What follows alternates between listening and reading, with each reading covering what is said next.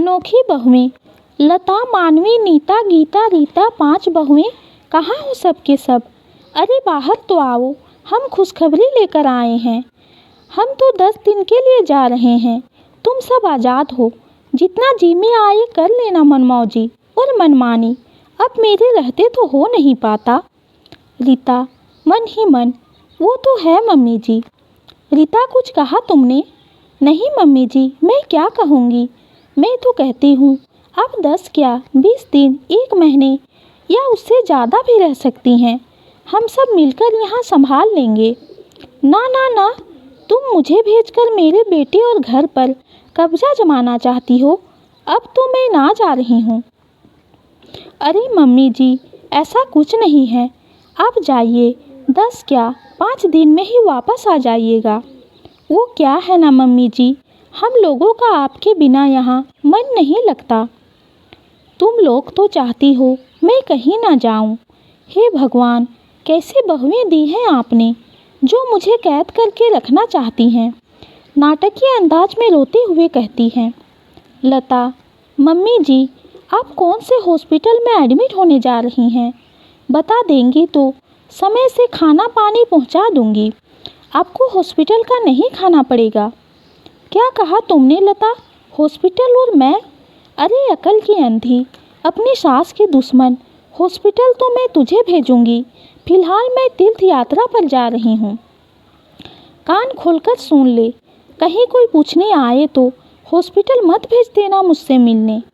लता, पर मम्मी जी, आप मुझे हॉस्पिटल क्यों भेजेंगी? मुझे कुछ हुआ ही नहीं। अरे महारानी, तू जा अपने कमरे में, तुझसे तो बात करना ही बेकार है।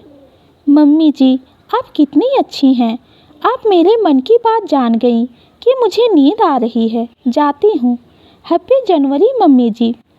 सासू जी, अरे वह जर्नी होता है मेरी दुश्मन, अब तो चली जा। मन ही मन सास बुदबुदाई, ना जाने कब अकल आएगी इसे, बच्चों जैसी हरकतें करती है। गीता 2 बड़े बड़े ट्रॉली बैग लेकर बाहर आते हुए, मम्मी जी, जैसे ही मैंने सुना आप जा रही हैं 10 दिनों के लिए, मैंने आपके सारे कपड़े पैक कर दिए। लेकिन सारे कपड़े क्यों? मम्मी जी, आप भी ना समझती नहीं। अब दिन भर में 4 जगह घूमने जाएंगी तो 4 कपड़े हो गए। उसी हिसाब से 10 दिन रहना है तो 40 कपड़े, और 10 रात एक पहनकर सोएंगी, एक उठने के बाद पहनेंगी। उस हिसाब से हुए 20 कपड़े, कुल मिलाकर 60 कपड़े। और एक पहनकर जाएंगी, एक वहाँ पहुँचकर चेंज करेंगी, फिर एक वहाँ से पहनकर वापस भी तो आना है। तू अपनी गिनती अपने पास रख। मेरी माँ, इससे ज़्यादा याद मत कर, नहीं तो पूरे मोहल्ले के कपड़े ले जाने पड़ेंगे। मन ही मन सास फिर बुदबुदाई, ना जाने कैसी बहुओं से पाला पड़ा है, तीर्थ स्थान पर भी नहीं जा सकती चैन से। सब कुछ देखकर दिल दिमाग में यही लोग छाए रहेंगी। मानवी कुछ सामान से भरे हुए झोले हाथ में लिए हुए, मम्मी जी, जी बहू जी कहिए, अब आप क्या लेकर आई हैं मेरी खिदमत में? मम्मी जी, आप 10 दिन के लिए जा रही हैं, उसी हिसाब से मैंने सूखे नाश्ते, स्नैक्स और कुछ खाने तैयार किए हैं। ये लाल डब्बे वाला खाकर जाइएगा, नीले डब्बे वाला रास्ते में खा लीजिएगा, हरे डब्बे वाला वहाँ पहुँचने के बाद, और पीले डब्बे वाला रात को।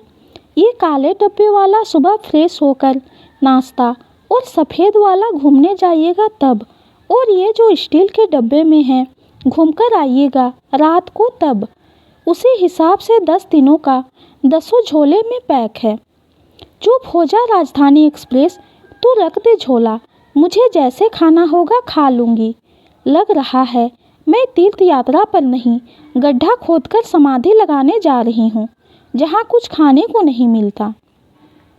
नीता हाथ में एक फावड़ा लेकर आते हुए, मम्मी जी, उसके हाथ में फावड़ा देखकर डरते हुए प्यार से बोली, बहू तू फावड़ा लेकर क्यों आई है?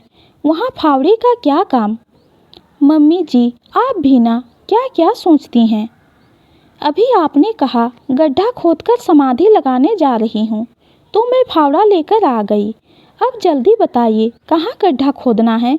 कितने फीट गहरा, कितना लंबा और कितनी चौड़ाई होनी चाहिए मम्मी जी? हे भगवान, अब तो अवतार ले लो आप। आपने मुझे एक से एक नमूने दिए हैं। आइए आप भी देखिए इन सब के कारनामे। फिलहाल तो सासू माँ तीर्थ यात्रा पर जाना कैंसिल कर चुकी हैं। और नाना गलत मत सोचिए, गड्ढे में बैठकर समाधि भी नहीं लगाई हैं। 10 दिन का मौन व्रत लेकर अपने कमरे में समाधि लगाई हैं। सच में ये बहुएं तो बहुत ही अनोखी है। ये कहानी आपको कैसी लगी कमेंट में ज़रूर बताइए। कहानी पसंद आती है तो चैनल को लाइक और सब्सक्राइब कीजिए। कहानी सुनने के लिए आपका धन्यवाद।